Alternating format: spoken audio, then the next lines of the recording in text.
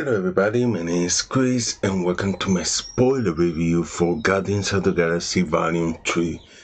So we're talking spoilers here. Now I want to start up with how much I appreciate how dark this movie is, especially consider the other two Guardians movie, and and how I think it deals extensively with the animal cruelty, and you can see that the film partially addressed the inhumane treatment of animals. This movie clearly has a message, and I think it delivers that message perfectly.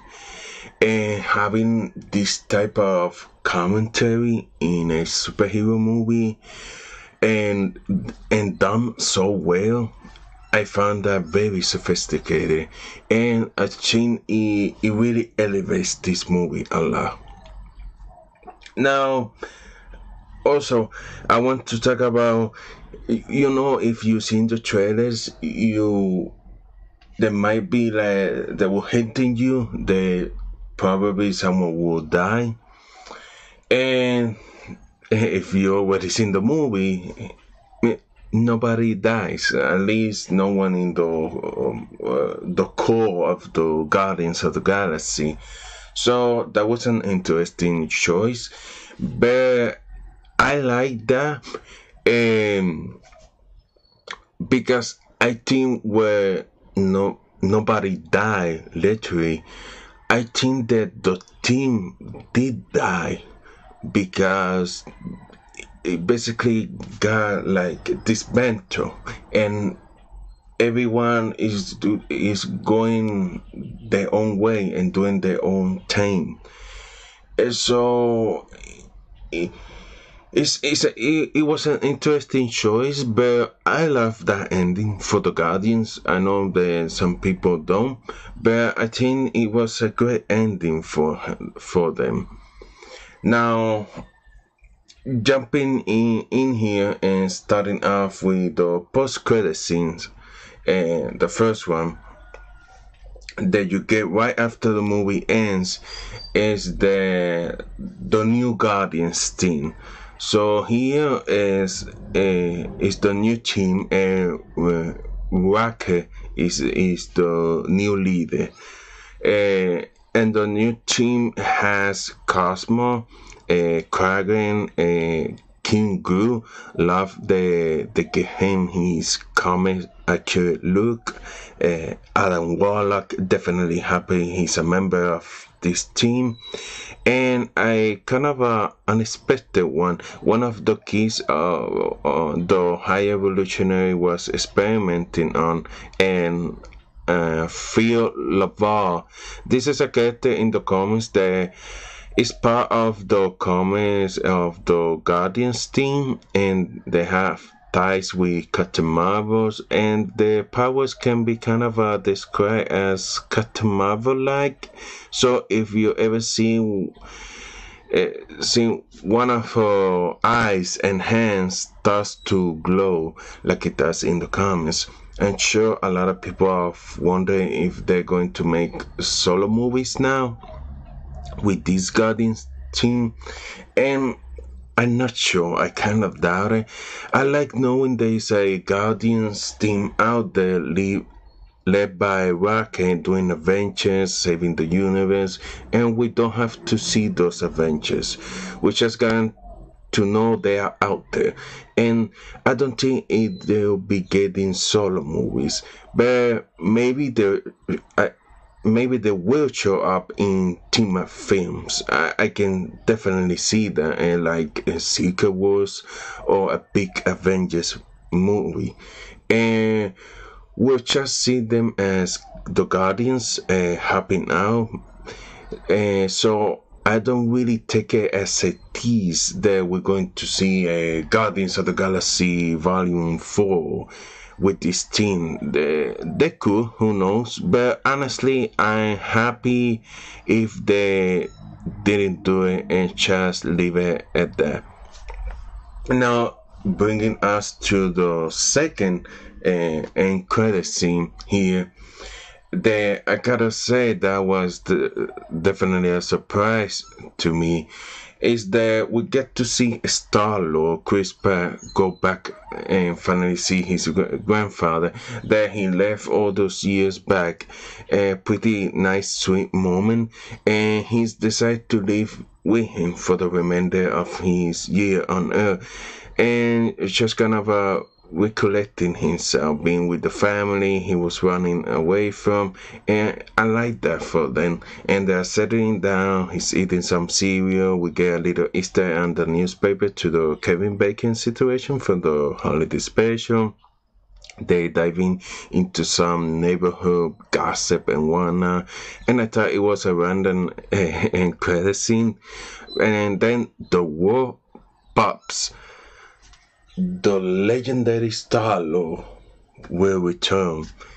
And I was like, huh, because I was not expecting a Star-Lord or any of the Guardians member to return after this movie. And I fully believe when they say whether they live or die, this will be the end of the Guardians story. So to get the confirmation that of all the Guardians members, Star-Lord, Chris Pratt is the one returning, that was kind of surprising. And you know what? A welcome surprise. I like the idea of Chris Pratt still continuing on. You know, Marvel is losing a lot of their familiar and popular faces, so it kind of makes sense they want to keep him back, and it makes me even more sense now that he's now on Earth. So I think there's going to be a big event like Kane Dynasty or Secret Wars, and where Star-Lord, being the hero that he is going to see his Earth in danger, and he's gonna want to help and join the Avengers. And at least that's what I'm hoping that happens. And I think it's a very likely scenario that is what is going to happen. But I'm always down for more Chris Pratt and Star-Lord. He's fantastic character. Now, in terms of the story, this movie, I love the story that it has. It's a very dark, emotional story in terms for Rocket, but I think the story started off with a bang, literally, with the attack of Adam Warlock and nowhere, and I thought that whole sequence was so thrilling, and it was filmed exceptionally well by James Gunn, and it made me even more excited to see his Superman legacy movie. Some of those shots that he made, the way he framed the camera, fantastic. Now, and I also love the going back and forth between the story of saving Rocket and the current present day, and then his origin story in the past. I think they handled that very effective, and they just know how to put the scenes from the past and how to combine them and change them at the right time. And so you're always like building to something, and when you get by the end, I think it all comes together, and you know Rocket's story and what happens to him in the past. I thought it was a very satisfying conclusion.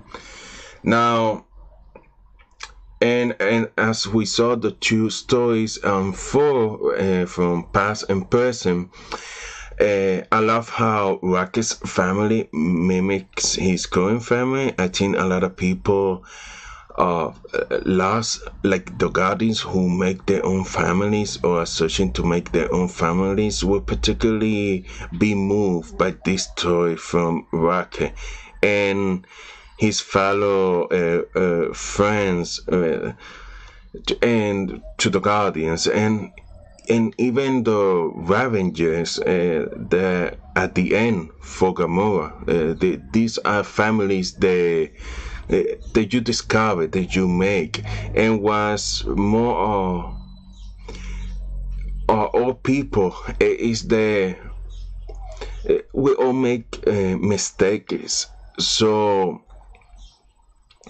But I think some people can relate to, which is why they're willing to forget each other. And this is what I like about James Gunn and how he write these characters, because they're looking for forgiveness as well, which is why I really like when Group save Adam Warlock, even though Adam Warlock brutally attacked the Guardians at the beginning of the movie. When Adam Warlock said, "Why you saved me?" and Group said, "Because everyone deserves a second chance." I thought that was a beautiful segment. Now, I also love when Group speaks at the end and says that "I love you guys," and that was so beautiful. And I think that was like James Gunn way to communicate to us, the audience, that like we finally understand Group. I think at that moment he probably said I'm Group, but now we feel like a part of the Guardians and we understand him, because moments before that scene, she had Gamora has a little conversation with that with Group, and she get to the moment that she understand now Group, and I think that that's exactly what happened in the scene. Then he probably say I'm good, but we now understand what he really said and what it means. So I think that was handled very beautifully.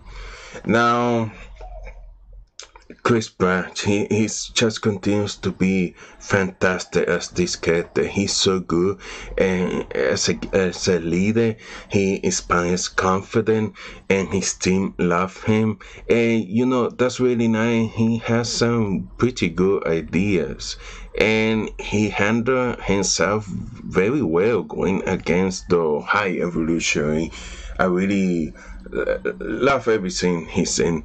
Now, this movie is so funny. It's very funny. It was funny throughout, along with combined with those emotional moments. But some of my favorite bits that I want to give a shout out is when Peter was spilling out his gut to Gamora, but didn't realize he was on an open com, and then the jokes about the color of the buttons to communicate, that didn't make sense for me. That was pretty hilarious. And of course we have the first F-bomb in the MCU, and I thought that came out like so natural. It make me laugh very much. Nathan Fillion cameo was awesome, and Mantis and Drax are comedy gold in this film. Now let's talk about more of characters. Rocket Raccoon, after being comedy relief for the past two films, I personally like getting to know him better and getting to know about his past, but also to highlight how smart Rocket is. I mean, there's always been there, but I think they didn't really focus on, and he's so brilliant, and he's from Earth, just like Peter. I think it was a great the reason the high evolutionary hated Rocket so much is that Rocket was smarter than him. Now, talking about the high evolutionary, thanks to an awesome script and Chukwudi Oguchi's captivating performance, I think it's easy to say that he's the most evil villain of the entire MCU. And I think the way he played his character basically like a god. There's a scene that one of his employees say, "What in God's name are you doing?" And he said like, "Guys, it's weird. That's why I has to step in." And just the dedication to his performance and this character is easily top tier. MCU villain, maybe the best. Now moving on to Mantis, just like in the holiday specials, I think Palm Clementine really came into her own with this role, both as funny and smart. And she can really hold her own in the fight scene. When they were in the archives retrieving that facility, the way she jumps into the soldiers, the security ones, and you have to dance like a kitty cat and whatnot. And it's just, it was brilliant, really. Now, let's move on to Drax and Mantis. And the way it ends, I finally understand that Drax was meant to be a dad to the children of the high evolution he created, but also a reference to the daughter that he lost and sent him on that journey. But in this movie, I think they have done little with Drax being sad about his wife and daughter. It really wasn't something that has been a defining part of his character, but I felt the ending was because Drax and Mantis split up. That was sad, but I think Dave Bautista was great. He tells a fantastic joke and perfect delivery. I cannot imagine the team without him. Nebula has become such a great character, and with Rocket's upgrades are fantastic. I really love the ant cannon and how she can turn that into blaster, among other things. Her brief ability with the upgrades to fly in the beginning of the movie, that was so cool. And I like highlighting that she's a living computer, and I can't wait to see more of this character. I think we still need more of her. Now, moving on to Gamora, I like her in this movie, but I thought it was weird that she didn't get like a lot of action sequences like the rest of the characters. And you know, that big hallway fight, one of the best fight scenes in the entire MCU, but she's really at the end of that fight. And I think that there was nothing really new in terms of her act story.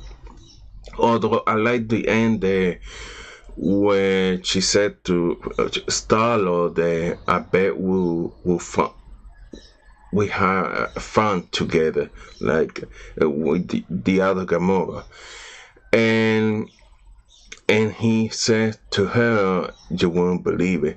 I think that was so great, incredible, and I think it was the right decision to keep them apart, because she's much more of she's another version of Gamora, and I think it was the right thing to do because it's more of a Star-Lord coming into his own, and I think it was a great send-off for both characters. Now, Aisha and Adam Warlock, this is the best I ever seen Elizabeth Debicki in this as this character, and thanks to Will Poulter. I felt his loss of her mother when she was killed by the High Evolutionary after the Earth exploding. I felt that it was very well done. Will Poulter, well, here is very small, but I thought he did a great job, and with what he's giving in to do in this movie. And I'll say his quickness is a very good match with the Guardians of the Galaxy. And he's so powerful that it's just so awesome to watch. Now, Groove. Love his new design. I like that he can now become huge, like a kaiju. That was very unexpected, and I like because of his new design, he's basically have like a trunk, and he can hide things. And the way they hide all the guns and enter the High Evolutionary HQ, and then he start popping up there and give the guns also to Star-Lord. That was an awesome scene, and it was very smart way to get into the HQ. Now, moving on to Kragen, I think Sean Gunn is very good in this role.